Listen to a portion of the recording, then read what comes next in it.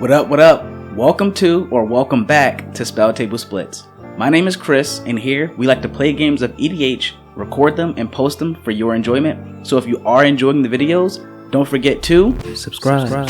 And we'll keep the ball rolling and keep coming out with more videos. We currently have a 50 sub goal giveaway happening right now. In order to enter and for the requirements, click the link. I'm going to post it in one of these locations here.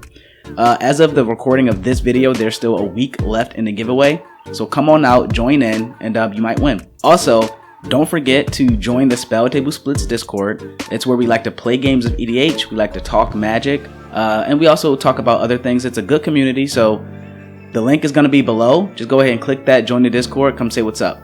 In the meantime, let's go ahead and go over the commanders we're going to be playing today. Vince is going to be playing Intet, Dragon, Tribal Control. Madness is going to be playing Sram, Voltron. I'm playing Atla Palani, Dragon Tribal. And Icy is going to be playing Galazeth, Dragon Treasures. So, you know what the commanders are? Let's take it to the table.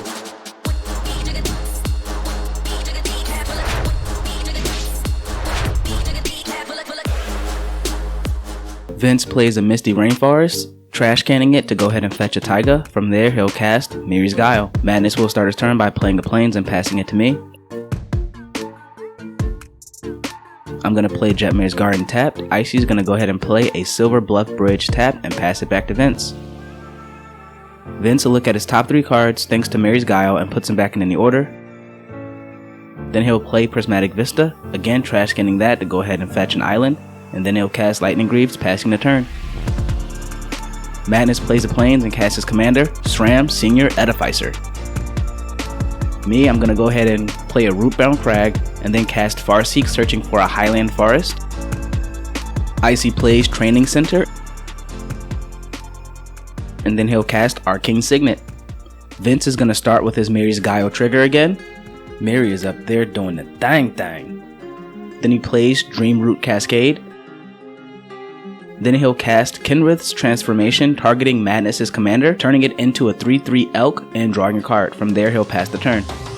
Madness plays a Nykthos Shrine to Nyx as his land. This land is an all-star in monocolored decks. And then he'll cast Danitha Capuchin Paragon. He'll move to combat, attacking Vince, passing his turn. I'm going to start my turn off by appreciating that new SpellTable Splits playmat, and then I'm going to play a forest and then cast Thornbite Staff and pass the turn from there. Icy starts by playing a command tower. By the way, if you ever see a Thornbite Staff, destroy it. Then he'll cast Sculpting Steel, having it come in as a copy of Lightning Greaves and passing the turn. Vince does the thing with Mirri. I'll also recommend that you destroy Mirri's Guile if you can, because that card is putting in work. And then he'll cast Sylvan Library, and then he'll pass. I don't feel like my dragons are being near as aggressive as I need them to be with all the card draw and card selection I see happening on Vince's side of the board. Madness plays the Plains, then casts Gift of Immortality, targeting Danitha. Then he'll cast Daybreak Coronet again, targeting Danitha, giving it +3/+3, lifelink, and Vigi. Then he'll swing his souped up Danitha at Vince and his Shram Elk at Icy. They both take the damage, and then he moves to end step. During his end step, I'll cycle my Sheltered Thicket to draw a card. Now, this might be the first time I'd ever cycled a land in this deck, but I'll take the card draw anywhere I can get it. And start my turn by casting Atla Palani, Nest Tender, equipping her with Thornbite Staff thanks to its ability. I'm gonna say this one last time. If you ever see a Thornbite Staff, destroy it.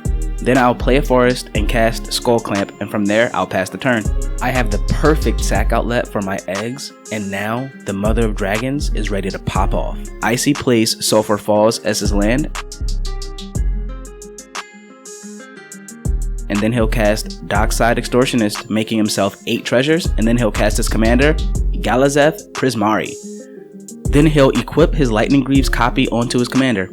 This is trouble. He just gave himself 8 extra mana each turn because he doesn't have to sacrifice his treasures. From there, he'll tap 3 treasures to cast Prismari command, choosing the options to destroy Vince's Lightning Greaves, as well as drawing 2 cards and discarding 2 cards. Then he'll pass the turn. Vince does the Mirri thing and then draws 2 thanks to Sylvan Library, losing 4 life. He'll play Verdant Catacombs, fetching for a tropical island. And then using the tropical island, he'll cast 3 visits, searching for a Ketria Triome, and then passing his turn. I would say that Vince is having the most commander game. He is drawing a lot of cards, and he's playing a lot of lands. Madness starts by playing a Plains and then casting Sigarda's Aid, then he moves to combat and attacks me with his 3/3 Elk. That Kimrith's transformation early on in the game really slowed his deck down, as it's heavily relying on the ability that his commander has. I start my turn by making an egg token with Atla Palani. Aww, look at that cute little egg. Time to sacrifice it. Then I skull clamp the egg token and do what I like to call playing the lottery.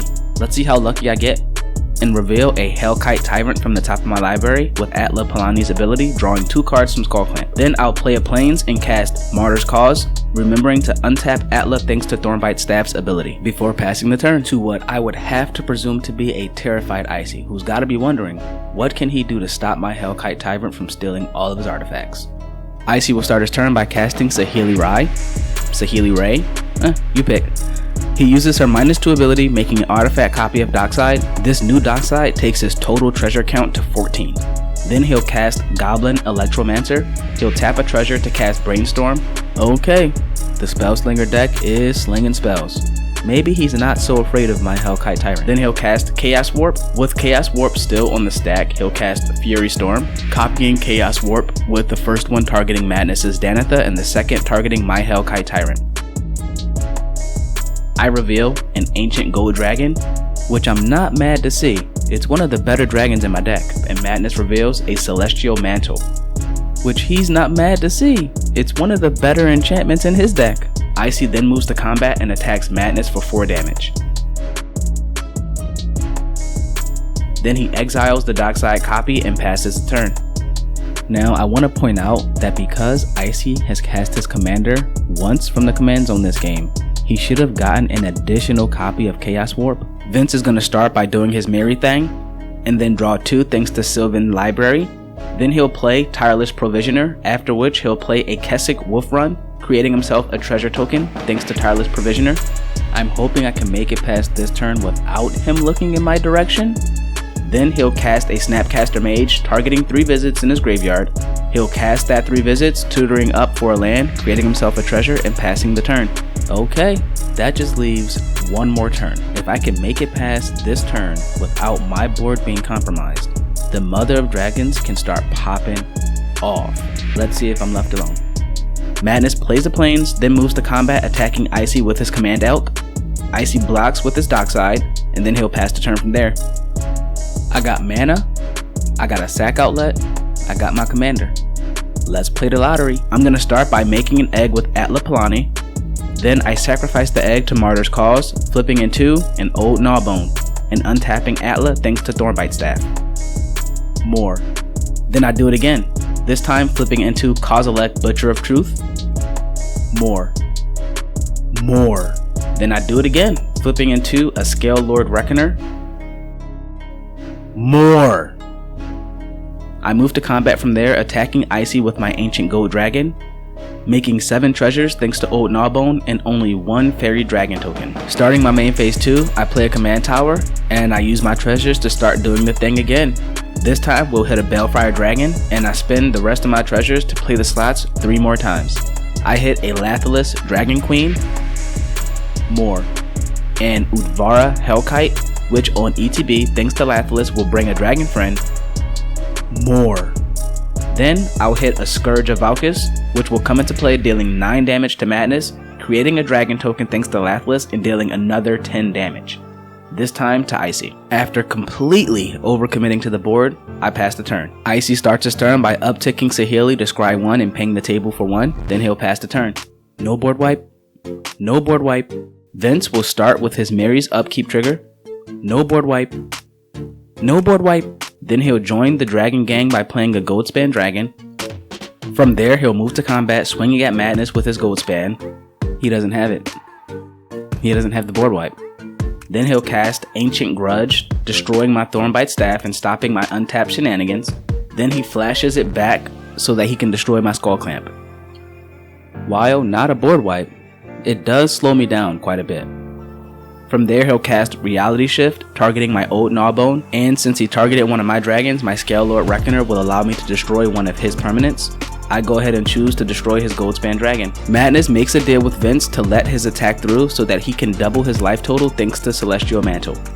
After attacking Vince, he passes the turn to me, and the Mother of Dragons, along with Kozilek, prepares for Fire and Blood. I make and then immediately sack an egg with Atla, revealing a Savage Ventmaw, dealing 11 and then 12 damage to Madness from the 2 dragon ETBs.